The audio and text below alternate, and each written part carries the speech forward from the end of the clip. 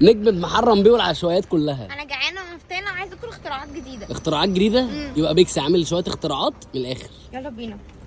وبالفعل طلعنا على بيكسي اللي موجود في شارع العيسو، والمفروض ان هو بيتحدى كل اهل اسكندريه وبيقول ان هو عامل اختراع مش موجود عند اي حد تاني، وهو الفيل ستيك. وقبل كده ما نخش في اي تفاصيل، المكان ده عامل حاجه صايعه قوي، ان اي حد هيصور ستوري ويعمل لهم منشن او ينزل اي ريفيو عن المكان هياخد خصم 25%، والعرض ده لحد اخر الشهر. ونيجي بقى نتكلم عن الفيل ستيك. ممكن يكون صادفك ان في حد بيعمله في اسكندريه او بره اسكندريه، بس مش بيعمله بالجوده دي، لان هم بيستخدموا حته لحمه فظيعه فظيعه. واحد يجي يقول لي انت بتفخم قوي فيها كده ليه يا عم خالد؟ احب اقول لك ان هم اللي بيصنعوا اللحمه، اذا كان الفيل ستيك او السماش برجر. وكمان عشان انا بحب جمهوريه خالد فين اكتر حد هيعمل منشن لاصحابه، اذا كان على التيك توك او الفيسبوك او الانستجرام، هيكسبوا اي سندوتش يختاره هو من المنيو. وطبعا مش محتاج اقول لك ان انت تعمل فولو للبيج عشان هم مخترعين شويه عروض محدش يتخيلها. يعني مثال، عندك السندوتش اللي قدامك ده القطعه قد وش هايده حرفيا، والسندوتش ده ما كملش 100 جنيه. فانا جالك من المستقبل العزيزي بقول لك ان انت هتدلع اخر دلع، اخر حلاوه واخر نظافه واحلى جوده. اما بالنسبه للعنوان فهو سهل وبسيط. بص بقى يا سيدي، 57 ميامي شارع العيسوي. قبل ما توصل اسكندر ابراهيم بحاجات بسيطه هتلاقي محمصه طقطق، هم جنبهم على طول، والمكان اسمه بيكسي.